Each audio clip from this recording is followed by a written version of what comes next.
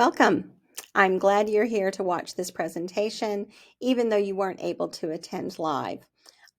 If you would like to interact with this presentation in Pear Deck, the way it was originally presented, I have reopened the session. You would go to joinpd.com and you would put in this code in the upper right-hand corner, OWZOVR. And that would allow you to participate in the session and write on the slides where there are interactions. You won't get a takeaway because those have already been generated, but you would have the ability to interact. We won't be stopping or ending this presentation session in a long time. So if your teacher wanted to see it, you would be able to pull it up on your computer and show it to your teacher. But also just give you that opportunity to have that practice in a place that you could refer back to regularly if you need to, as you learn how to practice this skill. My name is Kellye Self. I am a teacher at Hoover High School in Hoover, Alabama. I teach AP U.S. Government and Politics. I work as a reader and I've been a table leader and a question leader for the national exam when it's scored in the summer. And I am an AP consultant. I work with the College Board, training teachers around this country, and I work with A+ College Ready, both training teachers and working with students in these study sessions. So I hope that you find this useful. Today's session will focus on the skill of quantitative analysis skills. These can be tested in both the multiple choice section of the test and in the free response section of the test. And you do not have to have any government knowledge at this point. This session was prepared with the plan that many of the students who might watch it would not be taking the government course yet when they did. And so we tried to choose stimuli that you could analyze and practice these skills, even if you didn't have any content knowledge yet. All right. Now, I'm going to mute my camera, and the reason why is otherwise I'm going to move it all over the screen so that it gets out of the way of the presentation. But I am still here, and I wanted to show my face here at the beginning, and I'll show it again towards the end. But in the meantime, I want you to pay attention, and I want you to practice the skills. So if you have logged in through Pear Deck, you are going to be occasionally told to pause this recording. And that is so you can write without listening to me drone on while you're doing so. Even if you're not in the Pear Deck, if you are doing this without logging into the Pear Deck, then I hope you have a piece of paper and a pencil nearby, because I want you to practice the skills. That's really the purpose of this, is to introduce you to the skills and to give you some authentic opportunities to practice it for success. So if you don't have paper and a pencil handy, then pause me and go get some paper and a pencil, or open up a second screen and log into the Pear Deck to participate. One of those two methods. All right?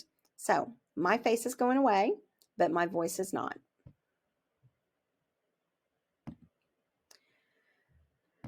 All right, so moving right along.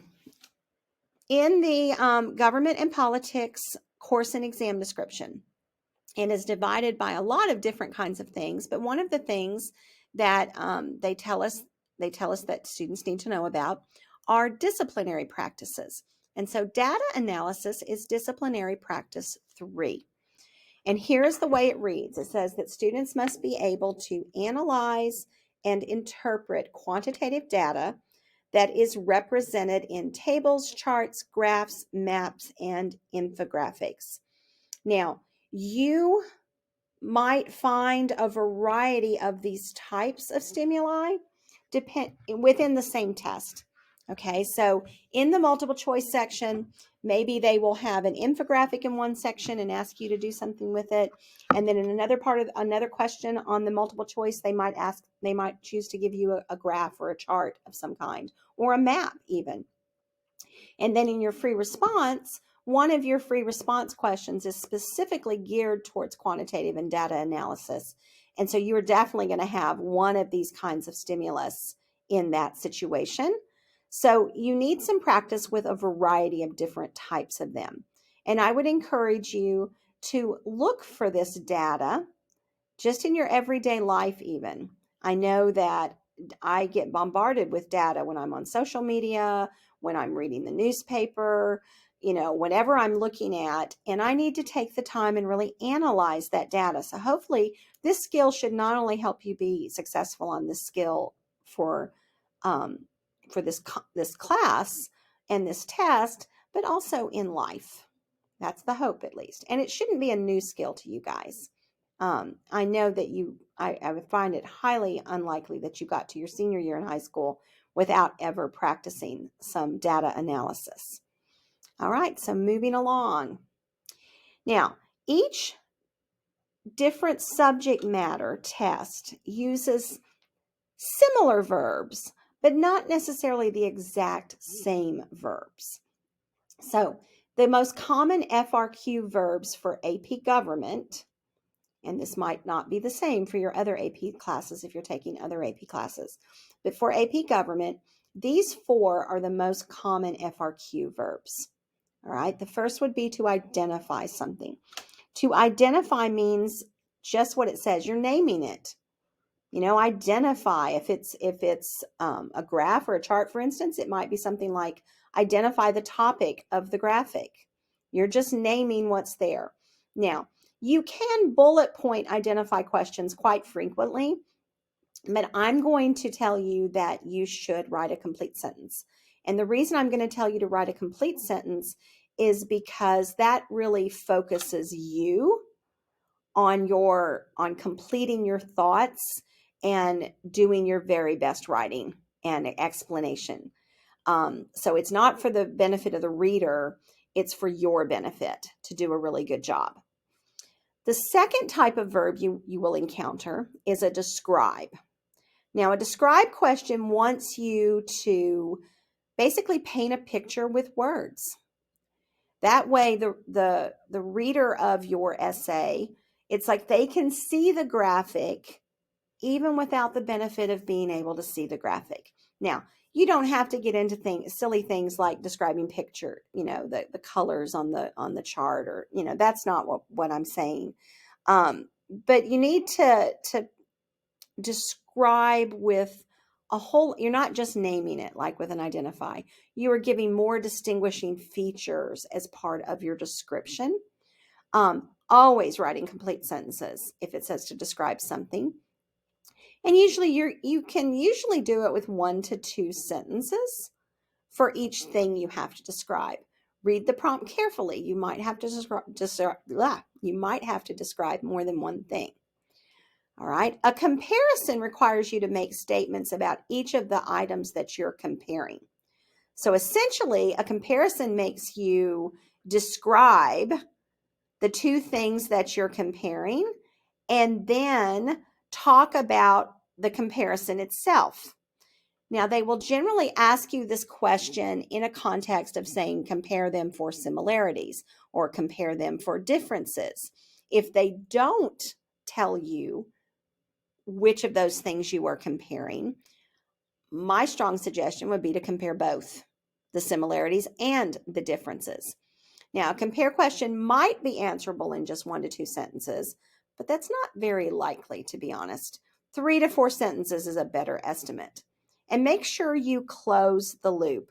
Close the loop just means to finish your thought and bring it back full circle, kind of to the beginning of where you started. All right? And then finally, explain. An explain question is their highest task verb on this exam. An explain question will ask you to either explain how or explain why something happens. All right, so if you're going to explain how something happens, they are asking you for some sort of strategy, technique, process. They're asking you to kind of explain how it happens. If they ask you to explain why, they're asking for a motivation of some sort. I am belaboring this issue because I was scoring the AP exam quite a few years ago, and there was a question that students were giving me beautiful explanations. They were writing 3 to 5 sentences. They were making connections, but they didn't meet the scoring guidelines, and I couldn't give them points. And I was really upset over it, to be honest. The reading lasts 7 days, and midway through, the third day, I was scoring accurately, but I was really kind of angry about the way I was having to score. And I centered and I refocused myself, and it was like a light bulb went off over my head when I reread the question again and realized that students were giving me explanations of why something happened, but the prompt had said, explain how it happens. And so one of the light bulb moments for me was that I jotted down a quick note on a Post-it note because I thought, oh no, I know my students know how to explain, but I'm not sure I made a really specific point about the difference between how and why to them. And so I've always, ever since, that was probably 5 or 6 years ago, ever since then, I make a big deal about explaining the difference between those two to my students, because I had read hundreds of essays where I couldn't give students points because they didn't know the difference between those two. So I want to make sure when I work with students and when I work with teachers that you think about this. Explain how is some sort of strategy, technique, process, that sort of thing. Why is a motivation. So read the prompt carefully. All right, so the first skill in this disciplinary practice is to describe the data presented. So you have a chart to the right. I don't want to point anything out to you in this chart before you examine it and decide how you're going to describe the data that's presented in it. So pause this recording, and if you're in the Pear Deck, write in the Pear Deck. If you're not in the Pear Deck, write on your piece of paper. Describe the data presented in the chart. Remember, pause. All right, so how did you answer? Let's look at a couple of responses.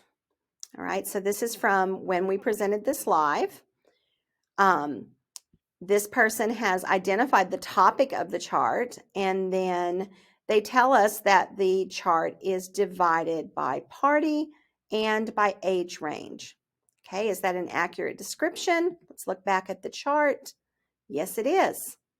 So if they'd identify the percent who say the federal budget deficit is a very big problem in the country today by selected characteristics, and those selected characteristics are age demographics and partisan leanings. Okay, that tells me what the chart's about. And it does it with, and identify might have just told me the question that was asked. This tells me how the people that took the poll, how they decided to break down the data that they were collecting. All right. Okay, let's move on. Now, another skill, there's the next skill in this disciplinary practice, is to describe patterns and trends in data. Now, patterns, there's a difference between patterns and trends. Patterns may involve time, and they may look really close to a trend, but they don't have to include time. The point about patterns is that they're going to be repetitive in some way that's measurable. So they're going to have it chunked down that something has developed that you can measure and see that it repeats in some way. All right. A trend is going to reflect a change over time. So it's also going to be measurable, but you're really kind of looking at beginning to end.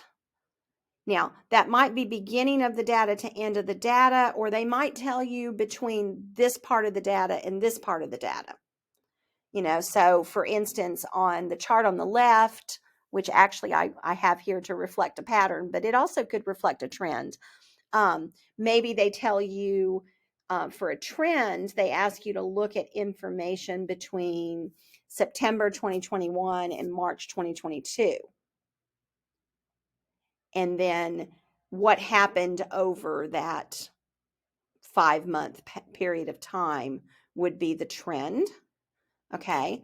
A pattern is looking for something that repeats here. So like we have a couple of times where something like spikes up, down, up, down. That's what you'd be looking for in a pattern. All right. Like I said, a trend is going to be some change that occurs over time. So if you were looking at a trend in that first graph, one trend really jumps out at me, which is that people that stay at the same employer tend to lose real earning power over time, while people who switch employers, according to this, tend to significantly gain in earning power, at least between December 2020 and March 2022. Okay, so that's a trend. If you look at the one on the right, the trend over time with regard to government spending is that federal spending has significantly increased. It's like more than tripled over the period of time from 1929 to 2005, while local spending has divided, it's gone down 75% from 60% in 1929 to 15% in 2005. That's a trend over time. Hope that's really clear. All right, let's practice that. All right, so here you have a chart that shows you federal grants as a share of a state's budget between 1968 and 2017. So your prompt says to describe a trend in the data in the infographic. Put me on pause. Write it down. What is the trend you see in the data in this infographic? Do it as a describe.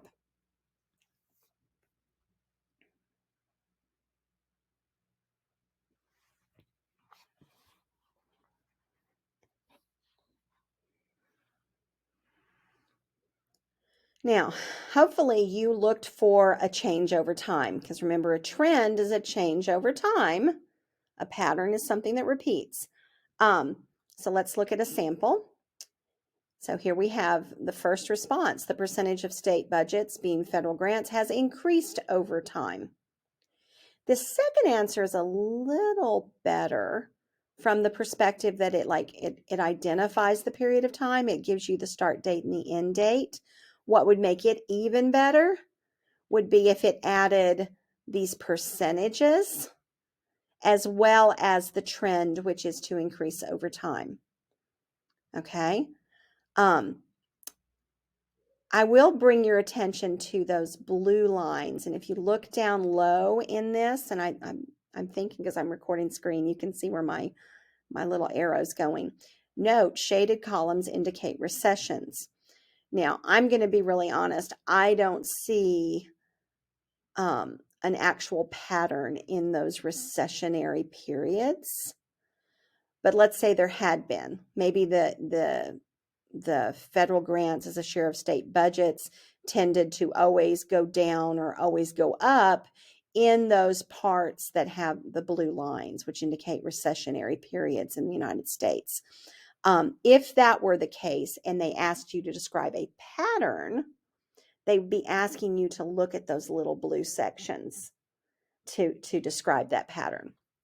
So that would still have a time element, but they're going to tell you exactly what they expect you to find. So just read the prompt carefully and then examine and analyze your data. Okay. All right. Here's one I'm going to ask you to describe a pattern. Now, yes, you have seen this chart before. All right. What's a pattern in the data in this infographic? Pause the presentation and write it down and then start me up again.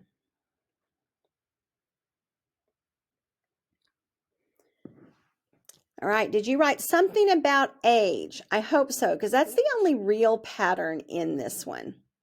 Okay, there are.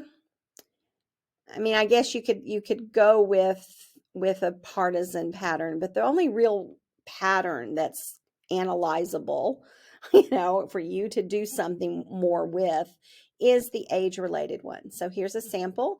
As the general population gets older, the Pew Research Center graphs show a higher percentage of the older population think the federal budget deficit is a very big problem. So you can see that at 18 to 29, only 33% of those who were surveyed thought that it was a very big problem. By the time you get up to 65 plus, it's more than half. It's almost 60% of those surveyed in that age range thought it was a very big problem. You might have been tempted to look at a comparison of Republican and lean Republican and Democratic versus lean Democratic. You might have been tempted to find a pattern there. It would require a comparison, though, to find the pattern there. You would have to be comparing, that one maybe seems more concerned than the other. And I actually don't think that that's terribly true, because if you look at those that are that maybe just say I'm conservative versus I'm in a particular party, for both, they have about equal amounts of concern about it. That part doesn't really give us enough information to really describe a pattern. Now, the good news is the College Board's probably going to give you a chart that doesn't have this many sort of disparate points. But it's a good idea just to look at data and say, what could I do with this? Is there a trend? Is there a pattern? Is there some of the data that's inconclusive, that doesn't give me as much information as it might? Get in the habit of looking at things in that way. All right. So I did not mean to have that up. All right. So 3C, the third skill, explain patterns and trends in data to draw conclusions. So now it's not enough just to identify or to describe the patterns or trends. We have to draw some sort of conclusion about the pattern or trend that we see. So I'm going to ask you to do two things with this chart. And, look at the title of the chart. The chart says percent who have a favorable opinion of Congress. So the question that was asked by Pew to people in August of 2022 had to do with whether they had a favorable opinion of Congress or an unfavorable opinion of Congress. Now, looking at the graph itself, they obviously asked them their political affiliation, because they have been able to divide their information based on party affiliation. And they've separated that with colored lines for you. I do want to point out one thing, because when we originally did this session live, some students thought that this was reflecting 3 days of data. They looked at August 19 to August 22, and they thought that was 3 days. I want to make sure you don't do that, okay? So here's your markers to not make that mistake. First of all, look down there to that source. It says survey of U.S. adults conducted August 1st through 14th, 2022. Well, that right there should tell you that there's no way these are days, because if they were, both of those days are after when the survey was done. Okay, there's the first clue for you. The second is when there's a little apostrophe before the 19 and before the 22. That apostrophe means you've replaced the same thing. Like they've just taken off something from each of those that is the same. And so in this instance, we're looking at time. That means 2019 and 2022 in the same month.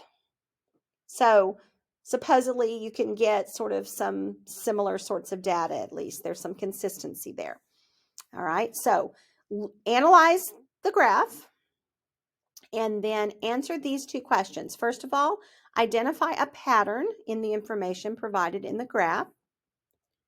Remember, that is something that's measurable. It doesn't necessarily have to include time. And then explain how the pattern you identified in Part A might impact voter behavior in the next congressional election. So we're kind of drawing a conclusion here on B based on the data in the graph that's been provided to us.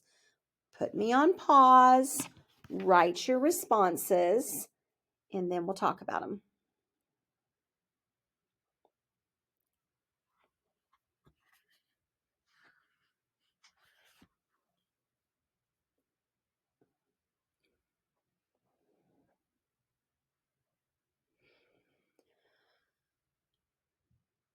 All right, so what did you find? Actually, let me tell you something. If I'd asked you for a trend, I didn't ask you for a trend, but if I had asked you for a trend, I would hope that you would have identified that over time, over this 3-year period of time, the percentage of people who approved of Congress had a favorable opinion. For the Democrats, it remained pretty close to the same. It only declined just a little bit. For independents, slight decline. For Republicans, slight decline. A little bit larger decline, but still not super significant. Overall, less than half of Americans approve of Congress just generally here. But I didn't ask you for a trend. Okay, I asked you for a pattern. And so you're going to have to actually, you can look at these peaks and valleys. A pattern might include that for all groups, it lowers or raises at certain points. Let's see how students responded to this one. One pattern in the graph is that in the last 3 years, the Republicans have had a decreasing amount of favorable opinions of Congress. Here's another one. The Pew Research Center graph shows that Democrats and those who lean Democrats have a higher percentage of people who have a favorable opinion of Congress than the total population or Republicans. So the pattern they're looking at, they are comparing the three to try to find a pattern in the information. Okay. I would also point you to the fact that August 19th is about a year after an election. So the August, it would have been the 2018 midterms. This is like 10 months later. What do we think of Congress? Then if you look, I guess 2020 is probably around here. August of 2020, we're right before an election. All right, that might have driven some voter behavior. Okay, and then 2021, probably around here. Okay, we've got declining support up here for them. So, maybe even though they don't section off these years for you very well, you can kind of divide it mentally in yourself and figure out where those breakpoints would be to look for a pattern. They'll probably give you some of those markers. I didn't, but they probably will. Now, the second question, explain how the pattern you identified in Part A might impact voter behavior in the next congressional election. I am going to identify a pattern that indicates that Democratic support raise was started out kind of low, it raised, it came back down. Why might that have happened? Well, at this data point, the composition of Congress has changed. A new party took control. We have a new administration, so the executive branch is controlled by a different party. And you've got unified government with the Democrats controlling Congress and the presidency at this point in time. How might that affect voter behavior? You see that Democrats are happier about it than Republicans. Well, that's because the Republicans don't have control at this point. So how might that in fact impact voter behavior? You need to make some sort of explanation that demonstrates an understanding that voters are going to vote in accordance with their level of approval. If I'm a Republican right now, I might be very motivated to turn out and vote because I hope that Congress my party would gain control in Congress again to more effectively check the power of the president. Likewise, though, this is an interesting thing. I mean, predicting voter behavior can be kind of tricky. If I'm a Democrat, I might also be motivated because I might be worried about what might happen if the other party took control. But notice Democratic favorability rates haven't changed tremendously. The overall total favorability rates have not changed much. It really is the Republican rates of satisfaction that have changed the most. So they might be more motivated to vote. We won't know until after the midterm elections. The student responses says Republicans will be more likely to not vote for those who are currently in Congress again. Okay. I would have liked it better if they had written it more like Republicans will be more likely to vote for different people. This was a little clunky, but that's okay. You're writing, in a hurry, and you'll be doing that in May as well. You'll be writing in a time situation in a hurry, but do try to express your thoughts as clearly as you can. Here's another conclusion. Democrats might vote because they're actually more satisfied, and so they'll want to keep those people in office. This doesn't talk about wanting to keep the people in office, and that would make this response much stronger. Okay, as it is right now, it doesn't complete the thought, and I probably wouldn't be able to give them credit for this one. All right, let's try some more. Scale D, 3D. Explain what the data implies or illustrates about political principles, institutions, process, policies, and behaviors. Okay, so you've got to be able to analyze the data and apply it to what else you've learned. So here we have a chart that shows presidential appointments to the federal judiciary by certain demographic characteristics between 2000 and 2011. So we are comparing the presidential appointments to the federal courts by President Barack Obama, who was a Democrat, and President George W. Bush, who was a Republican. And knowing their political ideology might be helpful to you, not necessarily for this slide, but for another one. All right.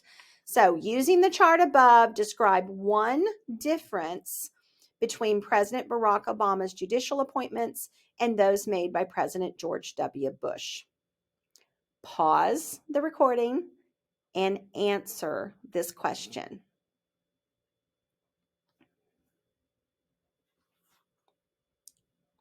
All right. What did you choose to describe? Hopefully, you used the data the way it was presented.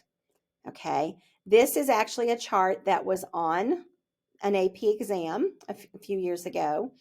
And I will tell you that students that used percentages were much more successful in answering than students who tried to use numbers. Okay, you really have to carefully look at what the chart is giving you. So if you, for instance, had said here that Barack Obama appointed more Hispanics to the court than George W. Bush. Well, this chart doesn't tell us that, because this chart doesn't tell us how many people were appointed to the court. Obama may have made a whole lot more appointments, for instance, and his 11%, though, then numerically might be lower than what Bush's were. So we really don't use the same kind of information they provide you. Now, if you'd said Barack Obama appointed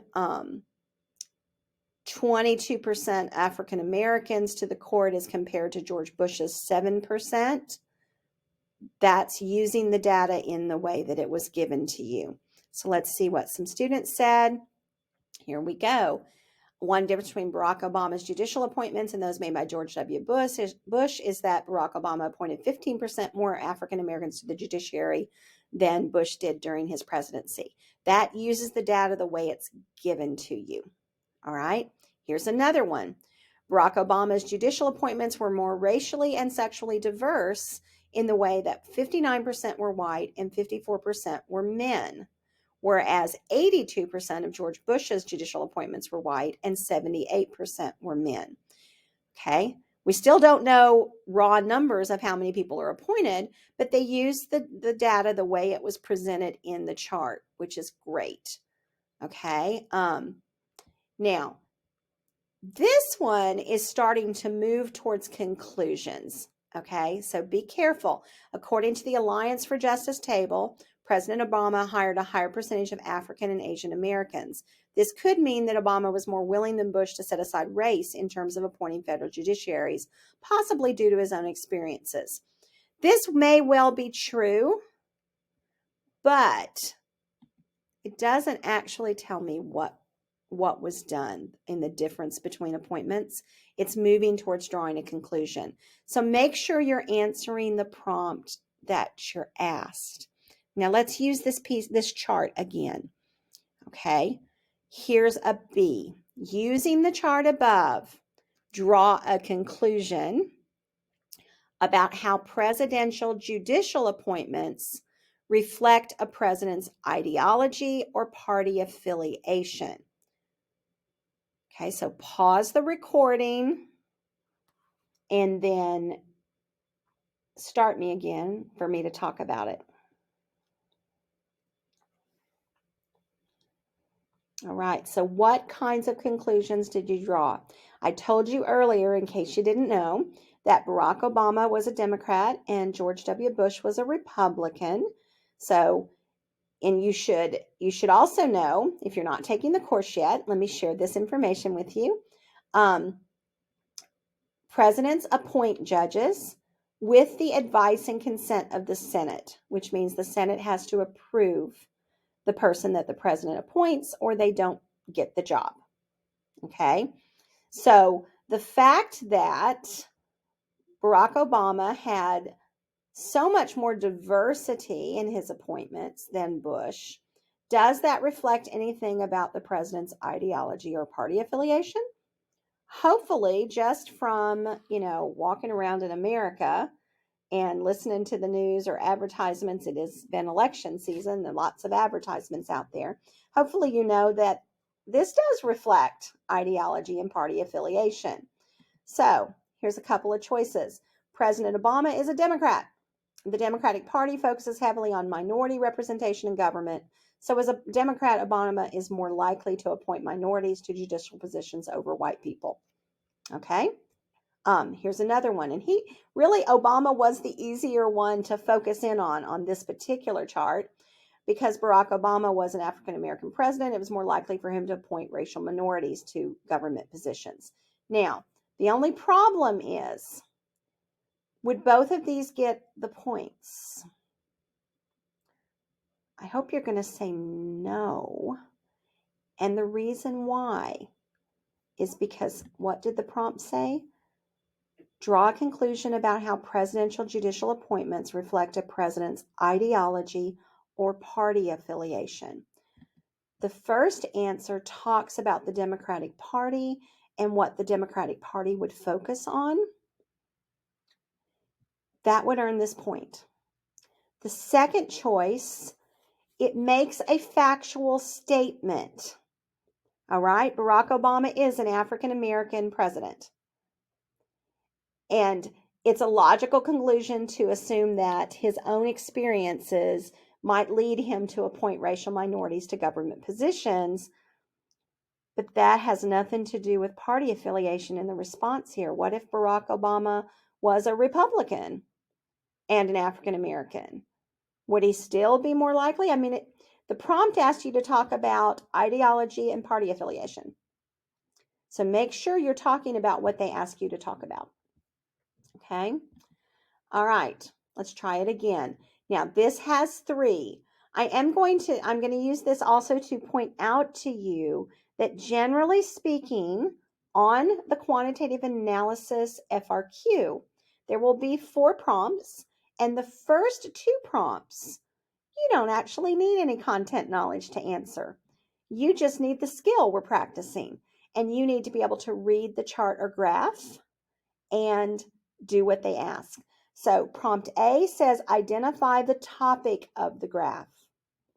Now, where are you going to look? At that picture. And you're going to look at the title, okay? B, describe a similarity or a difference in the views of Republicans and Democrats. Okay, so you're going to pick some data point on here to describe a similarity or difference, or you might be able to take a more holistic view. Okay, either one might work. I will tell you that before you pick, remember B, you don't need content knowledge, you just need to be able to read the graph. Look ahead to C. C is often where they're going to ask you to do a real comparison or draw a conclusion. And they might ask you to draw a conclusion about whatever you described in B. So make sure, look ahead so that you can make sure that whatever you chose to describe in B could be used in C if it needs to be used in C. All right, pause me, write your responses, and then come back. All right. So I'm not going to show you a student response here. I'm going to kind of just give you my feeling on this. This graphic reflects American attitudes about appropriate immigration policy goals, and it's organized by party affiliation. So you should have written something along those lines. In B, you could describe any of the data points that compare Republican and Democratic views, or you could do that more holistic comparison. And if you were doing a holistic comparison, what you should be talking about is that Republicans want to make immigration harder. They want to have stricter rules about immigration as compared to Democrats, which want easier rules about immigration. Okay, so you could have picked a specific point like increasing security along the US-Mexico border, or you could have looked at that overall sort of goal. For this one, if I were answering this question, I would have looked probably at that more holistic overall sort of trend, because in C, it's going to ask me to draw a conclusion about these similarities or differences in their priorities. Okay, this one would be harder for you to answer if you haven't had any of the course yet. Okay, because you might not know very much about what each party prioritizes, for instance. And so, but once you have content knowledge, you would be able to do it. But basically, you should be able to pick a data point and draw a conclusion about the data at that point. I will warn you, try to avoid going down sort of what I call partisan rabbit holes. It can be easy to look at something like this and think, oh, this is what I believe too, and really get kind of gung-ho in reflecting your political opinion instead of kind of stepping back and analyzing it like a political scientist. You need to analyze it like a political scientist and say, okay, the chart says that this is the Republican perspective based on those surveyed, and this is the Democratic perspective. The conclusion you should draw is similar to sort of that similarity or difference I did a little while ago, which is that Republicans are going to tend to support harsher immigration policy and stricter, or maybe harsher is that's a loaded word. Let me back up. They're going to want stricter policies with regard to immigration that limit immigration into the country more. Democrats are going to tend to like less strict policies and will be more open to allowing more immigrants into the country. I made a mistake in my language, just trying to describe it to you. The real reason you want to avoid those partisan rabbit holes is not because the reader is going to care what your political affiliation is or your opinion is. That's not what they're scoring. They're scoring your ability to do this, to read the chart or graph, and then apply it to content knowledge. And that really doesn't need your partisan opinions.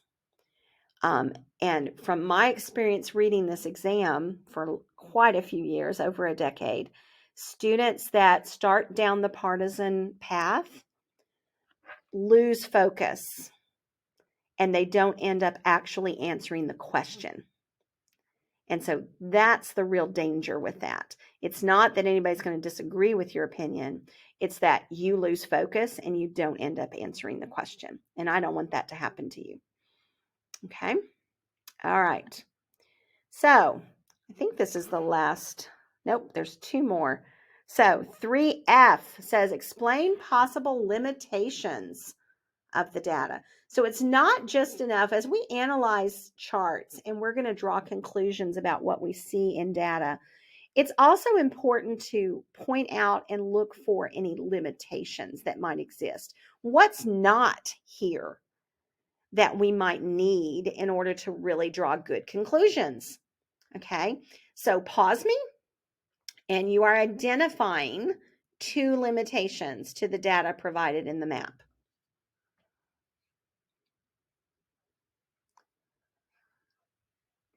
All right, I hope you were able to just identify or name two limitations. Let's look at some of the samples. So here we go. Two limitations to the data that is provided is that it does not tell us what the revenue of each state is or the amount of people in each state. Okay. The types of federal aid. Now, that's just one limitation, but that is an important limitation in this actually. Another student noticed the year. They looked down there in the legend and saw that this map information was from 2017, and it's presently 2022 when I'm recording this. So that's a 5-year lag. That is potentially, is it old data? I will tell you it always lags by about that much. This is the most recent one I could find. Another student outlining this types of federal aid. We don't know what this represents, quite frankly. We don't know anything about the demographics of the state. How large is the state? What's the cost of living in the state or the poverty rates in the state, for instance. Another thing in here, and I don't see any students noticing it, but what's the taxation rate? This is expressed to us as percent of state general revenue. So, if a state has really low taxation rates within the state, then their general revenue coming into the state from within the state itself will be lower potentially than what they might get from federal grants in aid.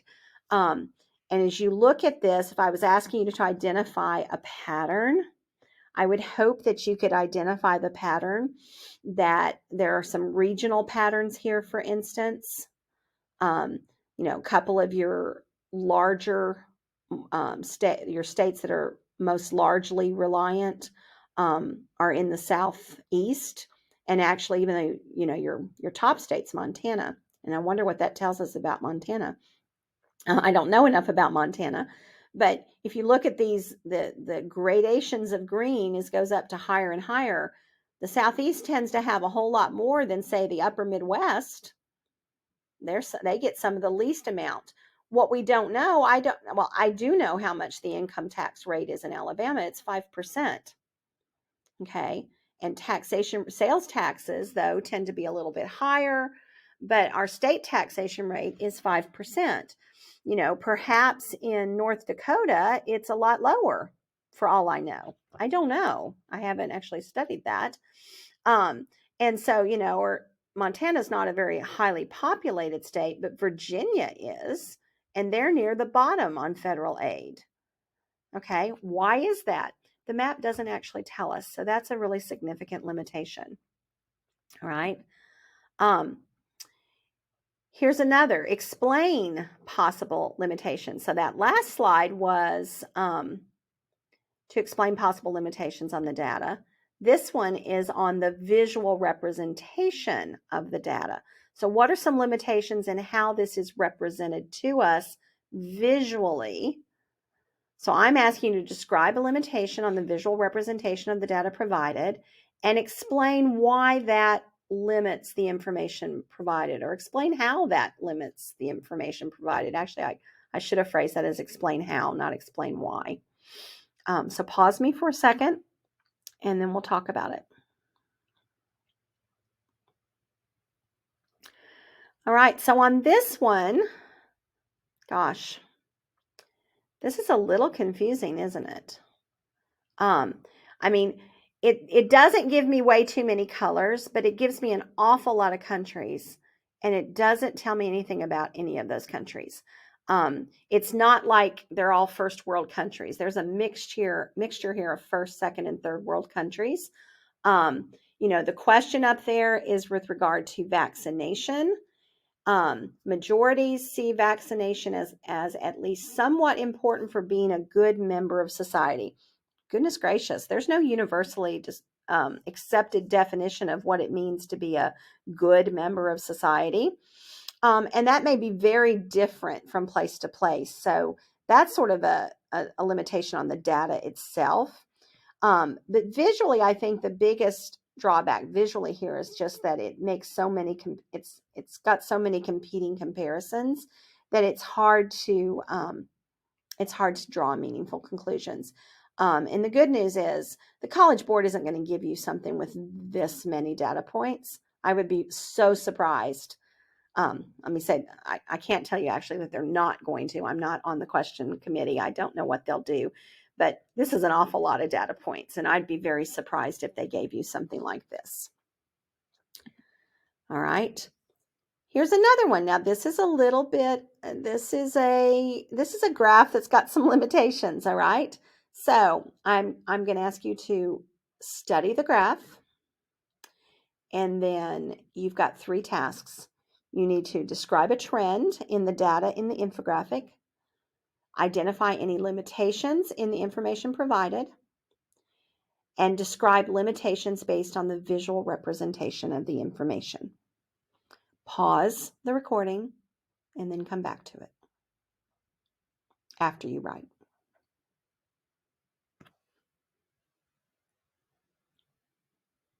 All right. Hope you have done your writing.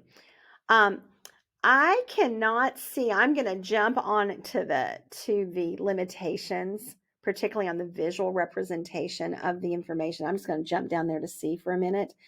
There's a lot of really interesting information potentially in this graphic, but giving you those 2 different measures of focus of real numbers living in multi-generational household in millions, and then the living rate. What exactly is the living rate? It doesn't tell me, but having the green line and then the bars, and then also noticing that the bars, you've got 71, 81, 91, and then suddenly starting in 2001, you have every single year.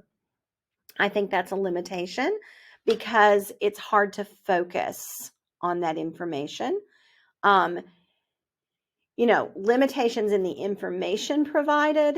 If you look down into the notes at the bottom, my first thought, and I did have to look to the notes, is that I don't know, first of all, how common it is for people to live in multi-generational households. So this is trying to tell me that. But what exactly, are we comparing apples to apples? Or are we not? If you look at the first note down in the bottom, it says multi-generational households include at least 2 generations of adults, mainly 25 and older, or grandparents and grandchildren younger than 25. Okay, well, I'm going to tell you then that I live in a multi-generational household. And my multi-generational household includes myself, my husband, and 2 of my adult daughters who are both living at home to save money so that they can hopefully buy a house at some point. And our needs and what this would say about us living in this is very different than perhaps that other group which says grandparents with grandchildren younger than 25. Grandparents raising their grandchildren is a different demographic that would have different political implications from adult parents with adult children as compared, and this does, I don't think it's represented here, but even adult children maybe with their parents because they're taking care of their parents. You know, in my multi-generational household, all of us have a job, all of us contribute to the household in different ways, and there's not a burden or anything else going on for anybody that anybody has more responsibility than somebody else in our scenario. We don't know that from this, so that's definitely a limitation in this information provided. I do think this is really interesting, but you can describe a trend. A should have been the very easiest thing to do, though. So your trend should show that the percentage of people living in multi-generational households has increased significantly from about 3 or 4% in 1971 to about 17% in 2021. Now, I will tell you something I had to do as I looked across there. And here's another limitation in the visual representation of the information. So I'm jumping back to C again. My first thought was to look at the numbers to the left to read the percentage for 1971. And then I caught myself and I said, wait, those numbers along the left hand are actual numbers of people. And I'm looking at percentage was what I was going to compare. And the percentage is on the right-hand scale.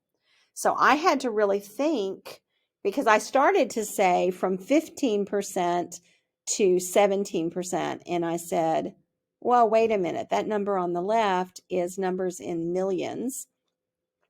So now, and then we have the same problem. If I had said, okay, about 15 million people were living in multi-generational households in 71, as compared to, I would have been tempted again to use those numbers on the right, but that's a rate. So I would have needed to go up this scale and estimate about 55%.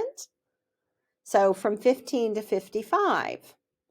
You've got to stay on the right line. So there are some significant limitations in the visual representation of this data, even if the data itself might be interesting. And there might be some really interesting conclusions that can be drawn, except the data is visually represented in a way that's somewhat confusing. Again, I would say that I don't think the College Board is going to give you anything quite this confusing. But as you just sort of walk around and react as a citizen in the United States, you know, we shouldn't just take all of the visual representation of data that's given to us at face value without really analyzing a little bit and say, you know, what's the message here? What's the truth? What's the real information that I need to analyze and draw my conclusions about? All right. I hope you feel better about the writing part of quantitative analysis. Now, we also have, this can also show up in the multiple choice. And so I have 3 multiple choice questions for you. Here is the first one. According to the bar graph, which of the following statements will be true in the year 2060? And you can't read the choices unless you're in the Pear Deck. So listen carefully as I read the choices for you. Okay, look at your data. Choice A, the percentage of those identifying as Asian alone will be less than it was in 2012. Choice B, those identifying as white alone will remain a majority. Choice C, those identifying as Hispanic white will be 31% of the population. Choice D, The percentage of those identifying as Black alone will be less than it was in 2012. Okay, I'm going to show you how students answered. Okay, and that actually shows you these choices now. They may or may not be right. Notice that they're kind of all over the place in how they answered. So look back at the chart. B is the correct answer. Okay. Not because everybody chose it, but because they probably, a lot of them changed their answer when I told them. But that is the one thing that of these is true and is the best answer choice. Okay, because you're looking for a statement that is true and that is the best choice. All right. Now, let's look at this one. The table above supports which of the following statements about partisanship and the 1984 election? Now, let me tell you, you should try to use the data that you're given. Don't try to just jump to conclusions based on this. Look for the best answer. It might be helpful to you to know that Walter Mondale was a Democrat and Ronald Reagan was a Republican.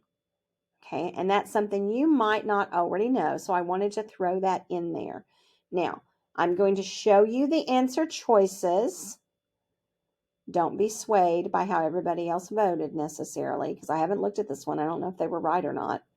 But which of the following statements about partisanship and the 84 presidential election is best supported by this graph, or this chart, excuse me? So your choices are: independents were less likely to vote than were party identifiers. B, the number of strong Democrats was less than the number of strong Republicans. C, independent Democrats and independent Republicans were the two groups most likely to vote for candidates of the other party.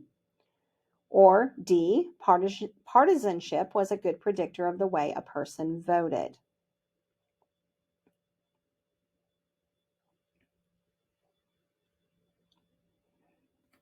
Okay, you need to choose the best answer. I'm going to tell you D was the correct answer, and that is because C, we don't know if that's actually true. Okay. But D, you can see that overwhelmingly all these numbers are very high for Mondale on the Democratic side and extremely high on the Republican side for Ronald Reagan. All right. One more. According to the data, both gun owners and non-gun owners, and I'm going to tell you before I show the possible answer choices, I want you, this is a good one for you to really look at. What does the title say? What are the things you're looking at? So the title of this, relationship between views on civil liberties and gun ownership. Percent who agree the specific right or liberty is essential to their own sense of freedom. So look at the data, and if you need to come back and forth, you can.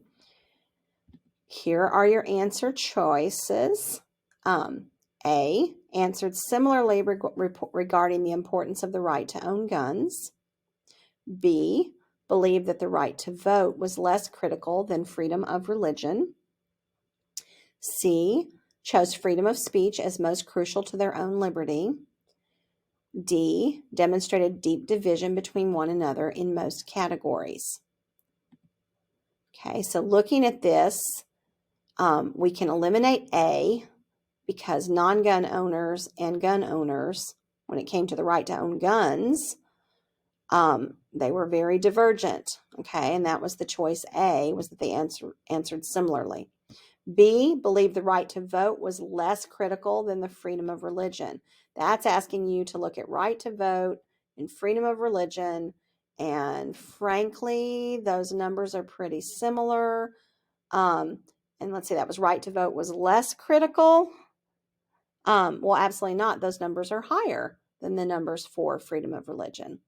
C chose freedom of speech as most crucial to their own liberty. And that is the highest number. It's the correct answer. All right. But let's talk about D, demonstrated deep division between one another in most categories. Actually, that's not true. In most of these, the only place that there was deep division was on the issue of guns. As far as other civil liberties, there's actually pretty general widespread agreement. There's not a big range between any of them on any of those other issues. I thought this was a good one to include because when we see that, we're automatically, particularly being in the South, we're going to think, oh, this is about guns. And it wasn't really about guns, was it? It was about the data and about civil liberties much more generally. Okay. All right, almost done. So hopefully, here's a proficiency scale. How comfortable do you feel about this skill? Do you feel really confident? You're a 4. I know I can do this well enough to make connections that I didn't teach you. Are you a 3? You think you can do it without making mistakes? Just what was taught. 2, I know or I can do the easy parts, but not so sure about the harder parts. 2, with help, I can do some of it. Or 0, I don't know or can't do any of it. You are going to crush my spirit if you have a 0 here. You're actually going to kind of crush my spirit if you're a 1 also. At the time, let's see, what did we get that night? Some people crushed my spirit. And hopefully their teachers, though, are helping them because I don't have access to them. But most students were somewhere in this 2 to 4 range. For an introduction of a skill, particularly when you don't have content knowledge yet, I'm okay, even with those 2s. I know that it can only get stronger. There's a lot of time between now and May. All right. So I hope that this was useful for you. Again, my name is Kellye Self. I teach at Hoover High School, and you will see me in some of the other presentation things that we will be doing. I was trying to turn back on my camera, and it's not letting me, but I hope that you learned something, and I hope this is useful to you, and I hope you have a great day.